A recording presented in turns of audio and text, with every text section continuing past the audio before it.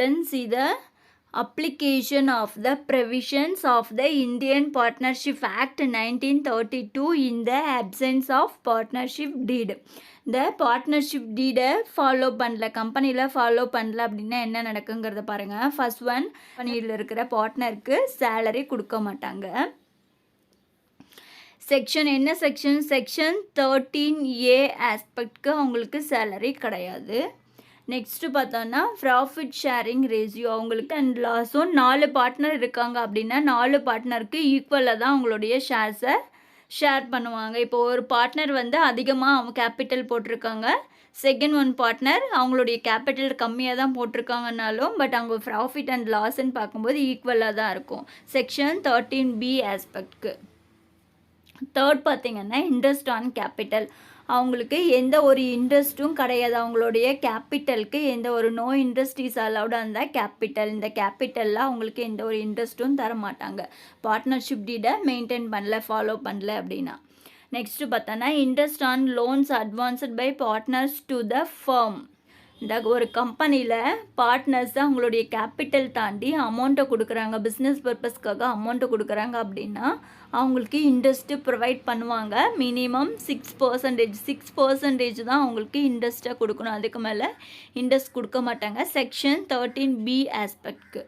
Last one பாருங்கள், interest on ட்ராவிங்ஸ். Business பர்பஸ்க்காகவோ இல்லை personal பர்பஸ்க்காகவோ அவங்க ட்ராயிங்ஸ் அவங்க அமௌண்ட்டை எடுக்கிறாங்கன்னா அதுக்கு எந்த விதமான ஒரு இன்ட்ரெஸ்ட்டும் அவங்களுக்கு கிடையாது. ஸோ நெக்ஸ்ட்டு பாருங்கள், நம்ம சம்மா பார்க்கலாம்.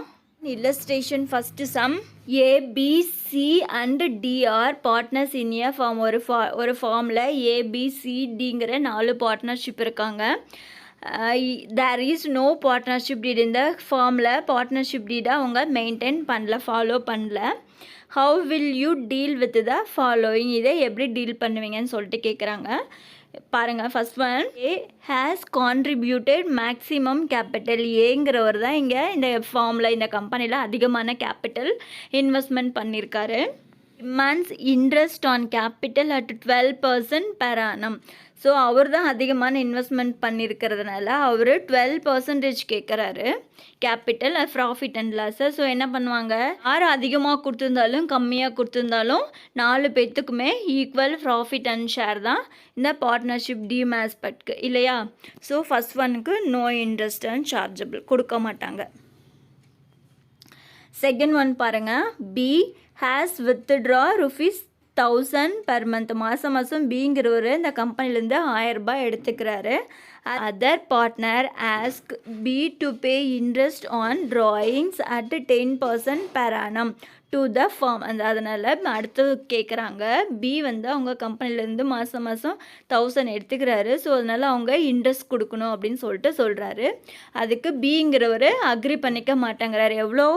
10% கேட்குறாரு. ஸோ அதுக்காக அவர் அக்ரி பண்ணிக்க மாட்டேங்கிறாரு. பிங்கிறவர் அவங்க இன்ட்ரெஸ்ட்டு தர மாட்டார். So there is no interest in chargeable. அவங்க இன்ட்ரெஸ்ட் ட்ராவிங் பண்ணதுக்கு எந்த ஒரு சார்ஜபிளும் இன்ட்ரெஸ்ட்டும் தர மாட்டாங்க. தேர்ட் ஒன் பாருங்கள், loan advanced by C to the firm is ₹10,000. அதாவது அந்த கம்பெனியோடைய இன்வெஸ்ட்மெண்ட்டை தாண்டி சிங்கிறவர் அட்வான்ஸாக லோன் கொடுத்துருக்காரு. How much? 10,000. He demand interest on loan at 9% per annum. A and B do not agree with this. கம்பெனிலேருந்து எவ்வளோ கேட்குறாரு? 9% per annum. 9% கேட்குறாரு அவருடைய அமௌண்ட்டோடைய இன்ட்ரெஸ்ட்டு. பட் 9% அலோவ் பண்ணுவாங்களா? இந்த பார்ட்னர்ஷிப் எவ்வளோ அலோவ் பண்ணுவாங்க? 6% தான் அலோவ் பண்ணுவாங்க. ஸோ 6% தான் உங்களுடைய லோன் இன்ட்ரெஸ்ட்டு தருவாங்க.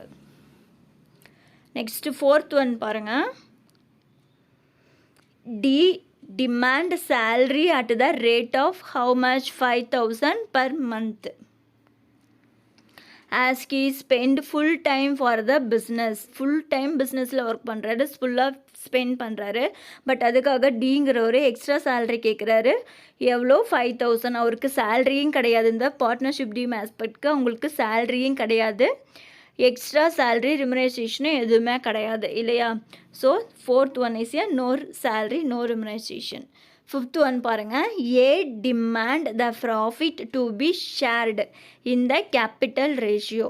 But B, C and D do not agree. ஏங்கிறவர் தான் அதிகமாக இன்வெஸ்ட் பண்ணியிருக்காரு இல்லையா இந்த பிஸ்னஸில்.